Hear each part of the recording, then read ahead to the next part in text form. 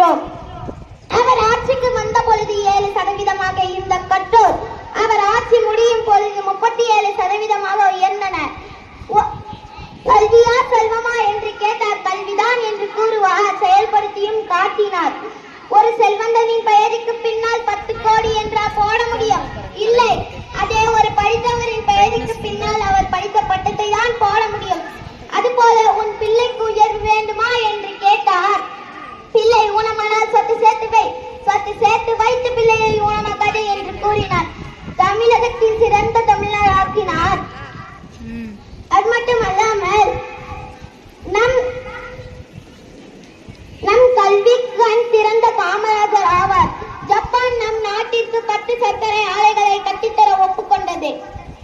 அந்த 10 சர்க்கரை ஆலைக்கு 100% போனஸ் தருவதாக கூறியது. அதை யாரும் ஏற்றுக்கொள்ளவில்லை. ஆகையால் அந்த 100% போனஸை வைத்து மேலும் ஒரு சர்க்கரை ஆலை கட்டித்தந்தவர் நம் காமராஜர் ஆவார். அவர் நமக்காக பல கல்வி சாலைகள் மட்டுமா அமைத்துள்ளார்? இல்லை. அது மட்டுமல்லாமல் பல அணைக்கட்டுகளையும் ஆலைகளையும் அமைத்து தந்துள்ளார். அதெல்லாம் விவசாயத்திற்கென்றே அமைத்து தந்துள்ளார். சுமார் 70 ஆண்டுகள் ஆகியும் பழுதில்லாமல் இன்றும் சிறப்போடு காணப்படுகின்றது.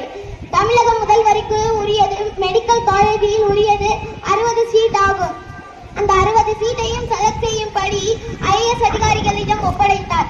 அவர்கள் எவ்வாறு செய்வது என்று தெரியாமல் இருந்தனர். காமராஜர் வந்தார். என்ன செலக்ட் செய்து விட்டீர்களா என்று கேட்டார். இன்னும் இல்லை ஐயா என்று கூறினார். இந்தாருங்கள், நான் செலக்ட் செய்து விட்டேன், லிஸ்ட் அனுப்புங்கள் என்று ஒரு பேப்பரை கொடுத்தார். எவ்வாறு செய்தீர்கள் என்று கேட்டனர். அதற்கு கூறினார், அந்த விண்ணப்பத்தை நான் பார்த்தேன். அதில் பெற்றோர் கையொப்பம் என்ற இடத்தில் யாரெல்லாம் கை நாட்டு வைத்துள்ளனரோ அவர்களை மட்டும் செலக்ட் செய்து விட்டேன் என்று கூறினார். படிக்க எழுத தெரியாத குடும்பங்களாவது பயன்படுத்திக் கொள்ளட்டுமே என்று நம் காமராஜர் கூறினார். அது மட்டுமல்லாமல் ஒரு TVS கம்பெனி அவருக்கு விலை உயர்ந்த காரினை அன்பளிப்பாக கொடுத்தது. அதை அவர் ஏற்றுக்கொள்ளவில்லை. இந்த காருக்கு யார் எண்ணெய் ஊற்றுறது, நீயா அல்லது நானா அல்லது அரசாங்கமா என்று கேட்டு அதை இறுதி வரை உபயோகிக்கவே இல்லை. ஆனால் இன்னும் அது சென்னையில் காமராஜர் அரங்கில் காட்சி பொருளாக வைக்கப்பட்டுள்ளது. இத்தனை ஆண்டுகள் நம் தமிழ்நாட்டை ஆட்சி செய்த முதல்வராக இருந்தாரே, அவர் இறுதியில் இறக்கும் போது அவரிடம் என்ன இருந்தது என்று தெரியுமா? 3 கதர் சட்டையும் 3 கதர் வேஷ்டியும் ஒரு கண்ணாடியும் 100 ரூபாய் பாக்கெட்டிலும் 120 ரூபாய் வங்கி கணக்கிலும். அனைவருக்கும் இனிய காலை வணக்கம். என் பெயர் சா பார்கவி. நான் 6ஆம் வகுப்பு ஆ பிரிவில் படிக்கின்றேன். படித்ததினால் அறிவு பெற்றோர் 1000 உண்டு, பாடம் படிக்காத மேதைகளும் பாரினில் உண்டு. படித்ததினால் அறிவு பெற்றோர் 1000 உண்டு, பாடம் படிக்காத மேதைகளும் பாரினில் உண்டு. அத்தகைய நம் படிக்காத மேதை காமராஜரை பற்றி நான் பேச வந்துள்ளேன். கர்ம வீரத்தன் நாட்டு காந்தி, காலான் காந்தி, கருப்பு காந்தி, பெருந்தலைவர் என்றெல்லாம் நம் மக்களால் இன்றும் போற்றப்படுவர் நம் காமராஜர் ஆவார். அவரது ஆட்சி காலம் தமிழ்நாட்டின் பொற்காலம் என்று போற்றப்படுகின்றது. அவர் ஆட்சிக்கு வந்த பொழுது 7% இருந்த கற்றோர் அவர் ஆட்சி முடியும் பொழுது 37% உயர்ந்தனர். அவரது பிறந்த நாளை நாம் கல்வி வளர்ச்சி நாளாக கொண்டாடுகின்றோம். கல்வியா செல்வமா என்று கேட்டால் கல்விதான் என்று கூறுவார். செயல்படுத்தியும் காட்டினார். ஒரு செல்வந்தனின் பெயருக்கு பின்னால் 10 கோடி என்றா போட முடியும்? இல்லை. அதே ஒரு படித்தவரின் பெயருக்கு பின்னால் தான் படித்த பட்டத்தை தான் போட முடியும். அதுபோல உன் பிள்ளைக்கு உயர்வு வேண்டுமா என்று கேட்டார். பிள்ளை ஊனமானால் சொத்து சேர்த்து வை, சொத்து சேர்த்து வைத்து பிள்ளையை ஊனமாக்காதே என்று கூறினார். குழந்தைகள் படிக்கட்டும், அது அவர்களின் வாழ்க்கைக்கு பின்னால் படிக்கட்டும் என்று கூறினார். நமக்காக அவர் கல்வி சாலைகள் மட்டுமா கட்டியுள்ளார்? இல்லை, பல அணைக்கட்டுகளையும் ஆலைகளையும் கட்டியுள்ளார். இவர் கட்டிய அணைக்கட்டுகள் அனைத்தும் விவசாயத்திற்கென்றே ஆகும். சுமார் 70 ஆண்டுகள் ஆகியும் பழுதில்லாமல் இன்றும் சிறப்போடு காணப்படுகின்றது.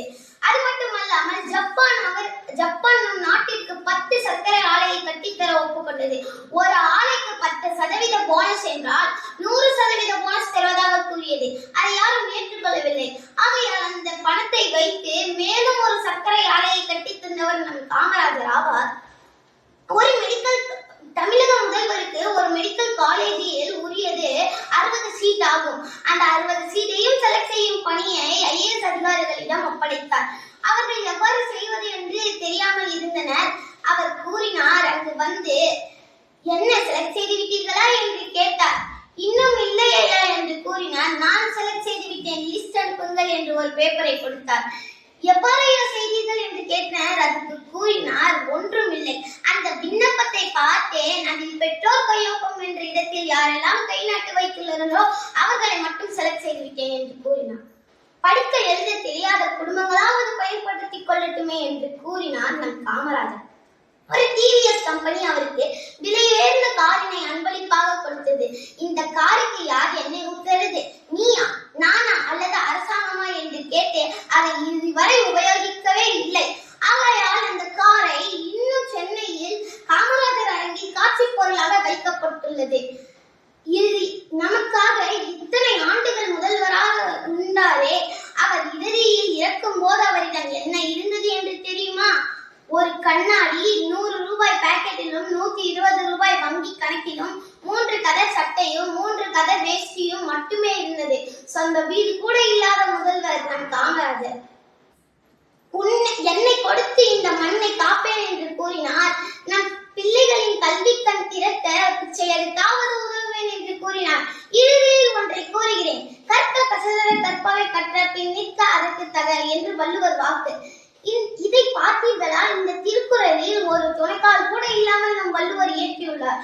ஆகையால் நாமும் கல்வி கற்றோம் என்றால் பிறர் துணை இல்லாமல் வாழலாம். நாமும் நன்கு கல்வி பயின்று காமராஜரை போல் ஒப்பாரும் மிக்காரும் இல்லாத மாணவர்களாக விளங்க வேண்டும் என்று கூறி வாய்ப்பளித்த அனைவருக்கும் நன்றி கூறி விடுகிறேன். நன்றி.